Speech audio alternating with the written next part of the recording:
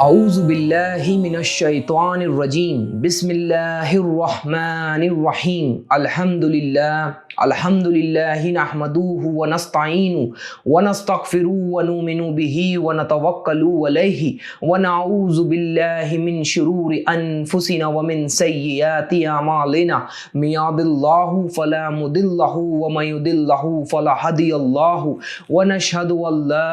الہ الا اللہ وحدہ لا شریک له ونشهد ان سیدنا ومولانا محمد عبدہ ورسولہ اللہم صلی علی محمد وعلی آل محمد وبارک وسلم اما بعد السلام علیکم ورحمۃ اللہ وبرکاتہ۔ ہم ایک امت پہ میں سید ارمان چشتی بذریعے اس چینل کے آپ کا استقبال کرتا ہوں۔ اس موضوع سے قبل ہم دعوت اسلام کے بارے میں جان چکے ہیں اور آج کا ہمارا موضوع ہے ظلم و ستم کے دور۔ اس موضوع کے آغاز میں آپ کو یہ بتاتا چلوں کہ ہم اس موضوع کو الگ الگ حصوں میں جانیں گے۔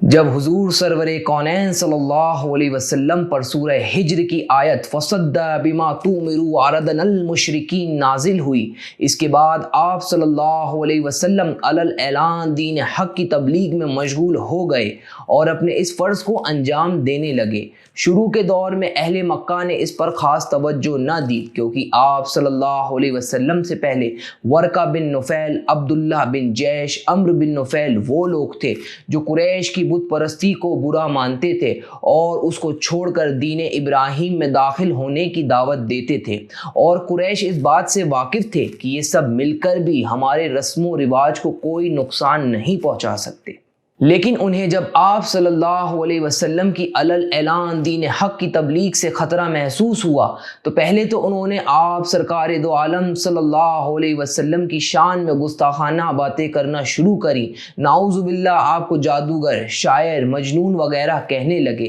لیکن جب ان کے اس پروپیگنڈے کا کچھ خاص اثر نہ ہوا تو انہوں نے آپ صلی اللہ علیہ وسلم کو تکلیفیں پہنچانا شروع کری اور آپ کے پیچھے شرارتی بچے چھوڑ دیتے جو آپ صلی اللہ علیہ وسلم پر پتھر پھینکتے اور آپ کو برا بھلا کہتے تھے۔ ایک دن سرکار دو عالم صلی اللہ علیہ وسلم کعبۃ اللہ کے نزدیک نماز پڑھ رہے تھے۔ ابو جہل اور اس کے کچھ دوست بھی وہاں پر تھے، تو ان میں سے ایک نے دوسرے سے کہا کہ تم میں سے کوئی شخص ہے جو قبیلے کی جو اونٹنی ذبح ہوئی ہے اس کی اوجڑی اٹھا لائے اور جب محمد سجدے میں جائے تو ان کی پیٹھ پر رکھ دے۔ ان میں سے ایک بدبخت عقبہ بن معیط اٹھا اور جب آپ صلی اللہ علیہ وسلم سجدے میں گئے تو اس بدبخت نے آپ کے کندھوں کے بیچ میں وہ اوجڑی رکھ دی، اور یہ منظر دیکھ کر وہ تمام بدبخت آپس میں ہنسنے لگے۔ اس وقت آپ صلی اللہ علیہ وسلم سجدے میں تھے اور وزن کی وجہ سے اپنا سر نہیں اٹھا رہے تھے، یہاں تک کہ حضرت فاطمہ سلام اللہ علیہا و علیہ السلام آئیں اور وہ بوجھ آپ کی پیٹھ سے اتار کر پھینکا، اور پھر آپ صلی اللہ علیہ وسلم نے اپنے سر اقدس کو اٹھا کر پھر یہ فرمایا، اللہم علیک بقریش، یا اللہ تو قریش کو پکڑ لے۔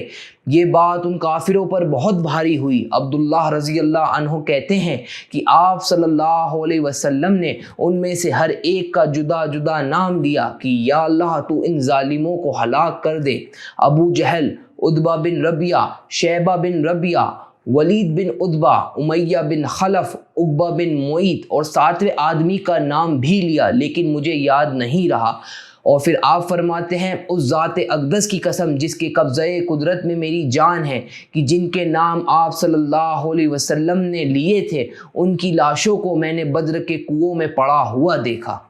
تمام کفار مکہ آپ کے معجزات اور روحانی تاثیرات و تصرفات کو دیکھ کر معاذ اللہ آپ کو جادوگر کہتے تھے۔ جب آپ سرور کونین صلی اللہ علیہ وسلم قرآن کی تلاوت فرماتے تو یہ لوگ قرآن و قرآن کی آیتوں کو لانے والے جبرائیل علیہ السلام اور قرآن کو نازل فرمانے والے اللہ رب العزت کے بارے میں گستاخانہ باتیں کرتے تھے۔ جب آپ صلی اللہ علیہ وسلم کفار کے میلوں میں لوگوں کو قرآن سناتے تو آپ کا چچا ابو لہب آپ کے پیچھے چلا چلا کر کہتا جاتا، اے لوگوں، یہ میرا بھتیجا جھوٹا ہے، یہ دیوانہ ہو گیا ہے، تم لوگ اس کی بات نہ سنو۔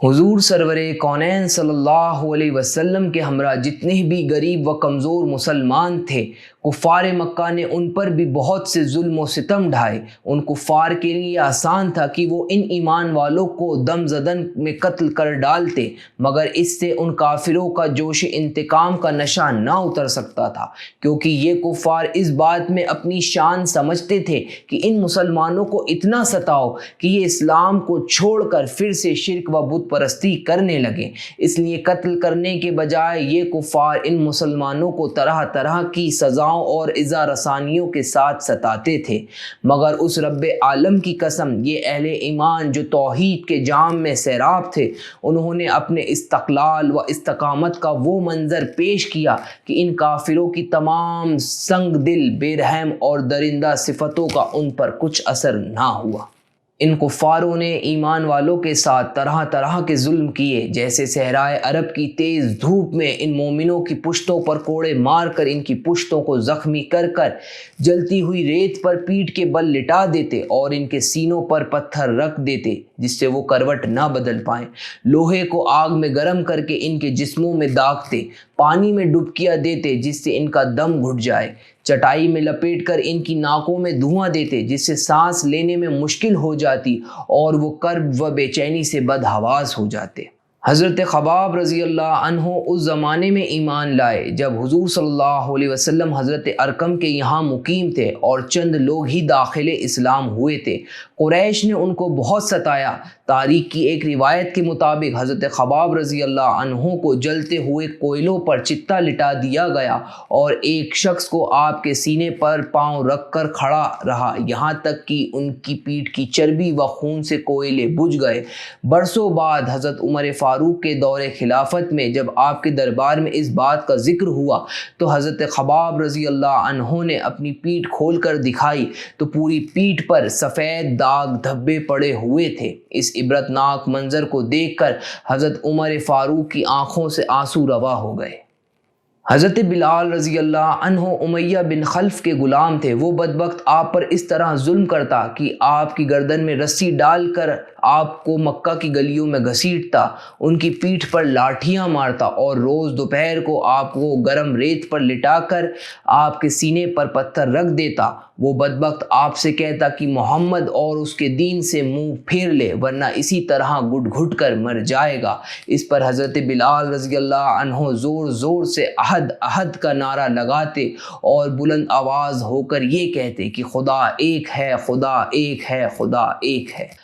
حضرت عمار بن یاسر رضی اللہ عنہ کو گرم بالو پر چتا لٹا کر ابو جہل اتنا مارتا کہ آپ بے ہوش ہو جاتے۔ آپ کی والدہ حضرت سمیہ رضی اللہ عنہ کو اسلام لانے کے بنا پر ابو جہل نے آپ کی ناف میں نیزہ مار کر آپ کو شہید کرا اور آپ نے اسلام میں سب سے پہلی شہادت نوش فرمائی۔ اس کے بعد حضرت عمار کے والد یاسر رضی اللہ عنہ نے کفاروں کے ظلم سہتے ہوئے جام شہادت نوش فرمایا۔ ایسے بہت سارے کمزور و غریب ایمان والوں پر ان کفاروں نے ظلم کیا، جن میں حضرت صہیب رومی، حضرت ابو فقیہہ جو حضرت بلال رضی اللہ عنہ کے ساتھ داخل اسلام ہوئے تھے، حضرت عامر بن فہیرہ، حضرت بی بی لبینہ جو حضرت عمر کی کنیز تھی اور بی بی نہدیہ و بی بی ام عبیس کو بھی کفاروں نے بے پناہ اذیتیں دی، لیکن یہ اللہ کی بندیاں صبر و شکر کے ساتھ ان مصیبتوں کا سامنا کرتی رہیں اور ایمان پر قائم رہیں۔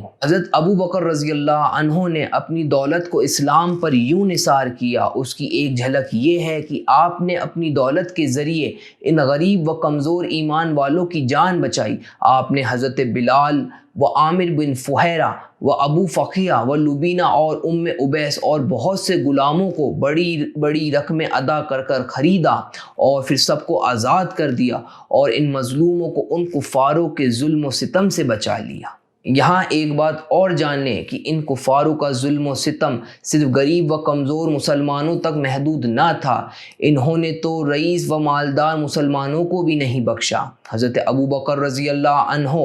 شہر مکہ کے ایک ممتاز معجزین میں سے تھے، مگر ان کو بھی کفار مکہ نے اس قدر مارا کہ ان کا سر خون سے لت پت ہو گیا۔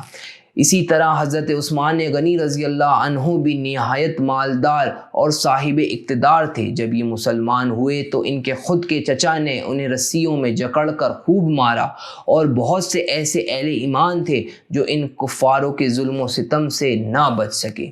اسی کے ساتھ میں اختتام کرتا ہوں اور اس موضوع کو ہم اگلی ویڈیو میں جاری رکھیں گے۔ ربنا آتینا فی الدنیا حسنۃ وفی الآخرۃ حسنۃ وقنا عذاب النار وادخلنا الجنة مع الابرار یا عزیز و غفار برحمتک یا ارحم الراحمین بحق لا الہ الا اللہ محمد رسول اللہ صلی اللہ علیہ وسلم۔ السلام علیکم ورحمۃ اللہ وبرکاتہ۔